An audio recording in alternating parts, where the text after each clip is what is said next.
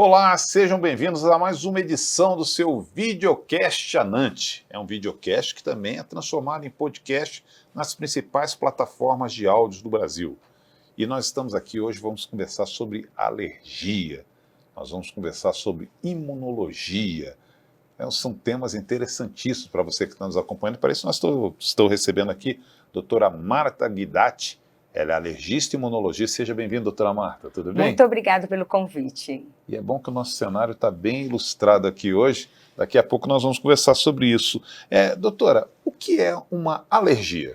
Alergia é uma reação imunológica excessiva do nosso sistema imunológico. Então, geralmente, as pessoas que não têm alergia, elas chegam num ambiente que tem assim, muita poeira, fungos, né, muitos ácaros, o cachorro e gato, e ela não desenvolve nada. O paciente que tem alergia, pequenas quantidades, às vezes, de poeira, da poeira doméstica, pode desencadear reações alérgicas. Tem paciente que tem a rinite alérgica, a conjuntivite alérgica, a asma. Então, essas são as alergias mais importantes que nós temos. E pelo que a senhora colocou, isso é mais comum do que muita gente pensa, né? Sim. Tem mais ou menos um número de quantas pessoas sofrem com alergia no mundo? Sim, 40% da população mundial tem algum tipo de alergia, segundo a Organização Mundial de Saúde. E quais são as mais frequentes? Então, vamos lá. Primeiro, sem dúvida nenhuma, é a rinite alérgica. Então, aquele paciente que tem muita coceira no nariz, espirro, nariz entope, escorre, isso nós vamos pensar na rinite alérgica, certo? Então, é uma... É aqui, né? Exatamente, é no nariz. Então, o paciente que chega no local que tem muitos, né, a poeira doméstica, que tem muitos ácaros, os fungos, o tapete, o carpete, a cortina, ele pode realmente apresentar esses sintomas. O pessoal está vendo aí, a senhora pode mostrar aqui. Exatamente. Ó. Então, aqui no nariz, a gente pensaria na rinite alérgica. Tem paciente que tem a conjuntivite alérgica, que é a alergia ocular. Então, aquele paciente que chega num ambiente, né, que tem muita poeira, ele coça os olhos, ficam vermelhos, os olhos podem inchar e lacrimejar. Certo. Isso frequentemente. Essa conjuntivite alérgica, ela é transmissível também? Não. Não. Não, ela não é contagiosa, né? Só se for de pais para os filhos, né? Então tem a predisposição genética de todas as alergias.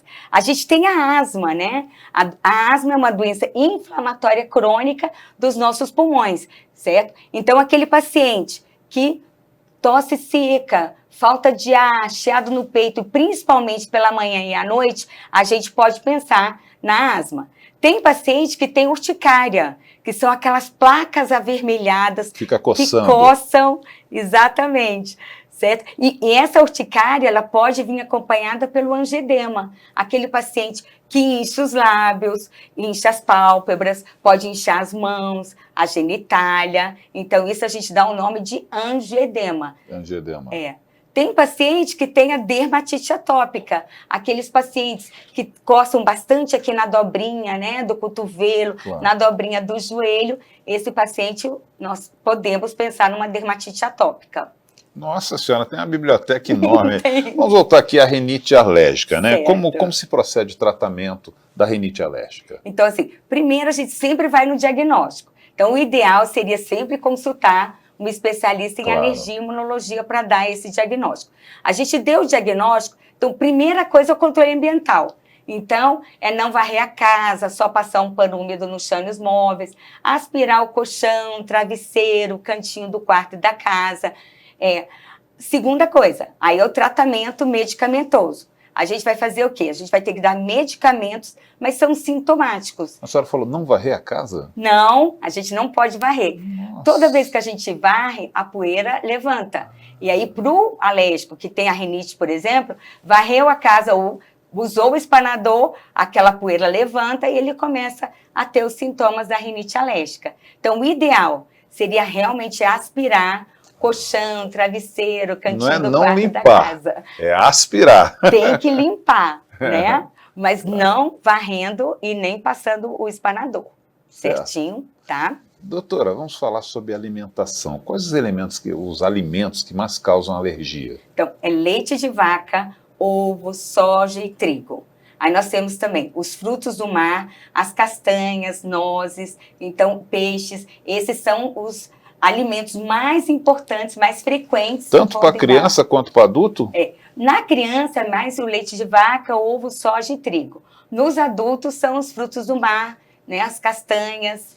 Então esses são os alimentos mais importantes. Mas hoje a gente já tem até descrito aqui, né, no Brasil, até alergia à mandioca. Nossa. Nós temos alergia às frutas, a kiwi, a banana. Então, por isso que é importante fazer uma boa história clínica desse paciente. A senhora falou uma questão do camarão. É muito normal você encontrar alguém com alergia a camarão.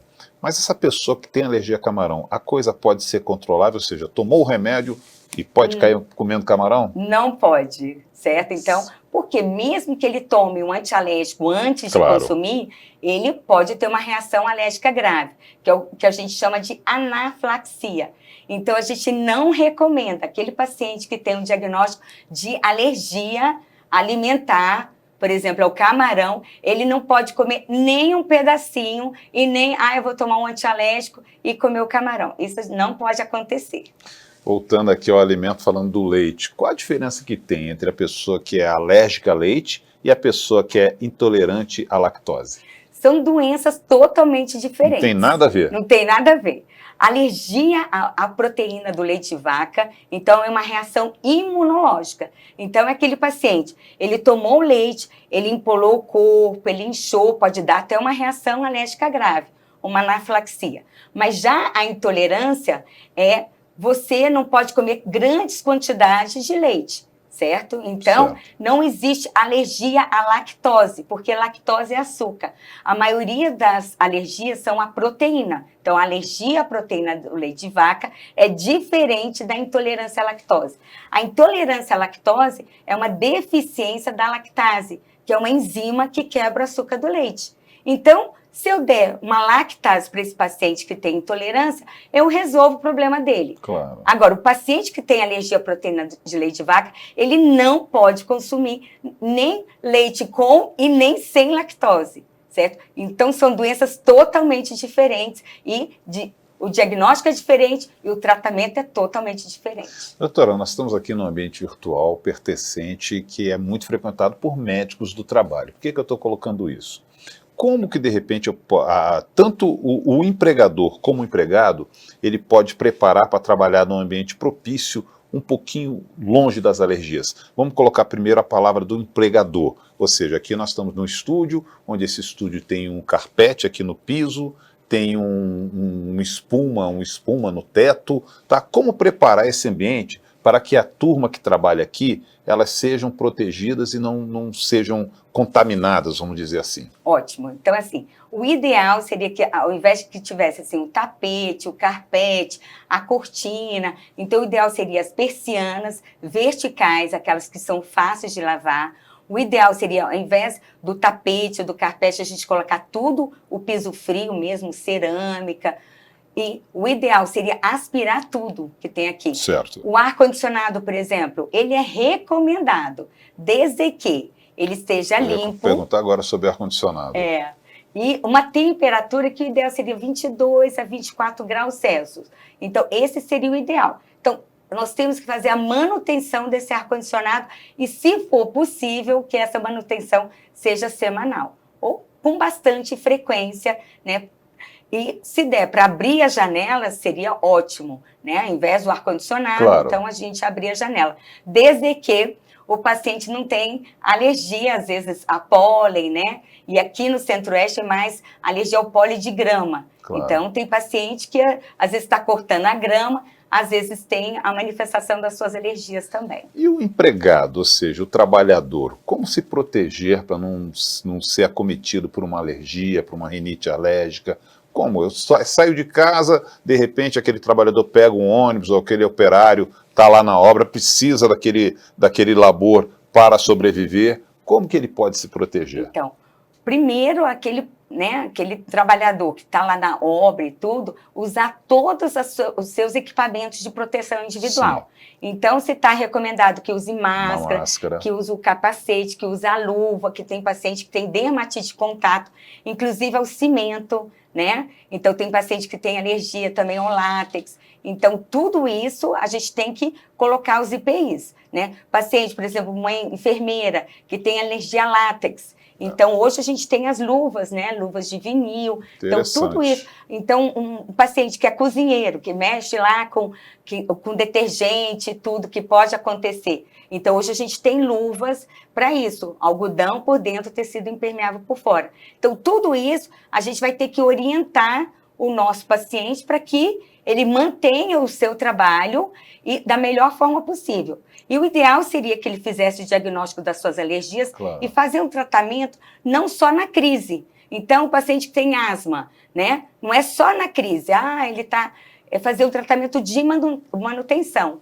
Hoje a gente tem vários tratamentos, não só de crise, também de manutenção. Inclusive a imunoterapia, claro, que é a vacina da alergia. Então, o paciente que tem realmente uma rinite alérgica, uma conjuntivite alérgica, uma asma que seja alérgica, porque 80% dos asmáticos, eles são alérgicos.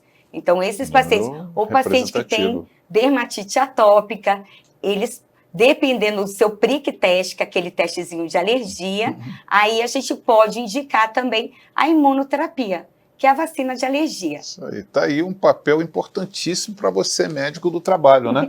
Doutora, eu queria só, nós estamos chegando quase ao finalzinho da nossa entrevista, mas eu não poderia terminar essa entrevista, né, sem falar desse bichinho aqui, falar mais, assim, detalhadamente desse serzinho aqui, que aqui ele tá grande, mas ele é microscópico, né? Muito bem. De repente, será essa cadeira que nós estamos setando aqui... Tem milhares de ácaros. Tem milhares, né? Exatamente. Me fale um pouquinho desse personagem.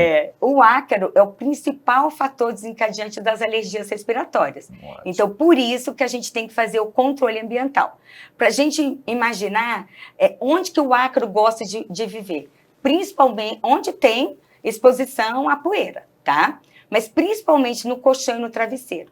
Por isso que o ideal seria que a gente revestisse os colchões e travesseiros com capas impermeáveis, para diminuir a exposição, e não é o bichinho que dá alergia, não. São as fezes desse bichinho. Interessante. Exatamente. Num grama de poeira, a gente pode encontrar 2.000 ácaros. Cada ácaro, ele libera 32 bolotas fecais. Ou seja, cada grama de poeira a gente vai encontrar 64.000 bolotas fecais.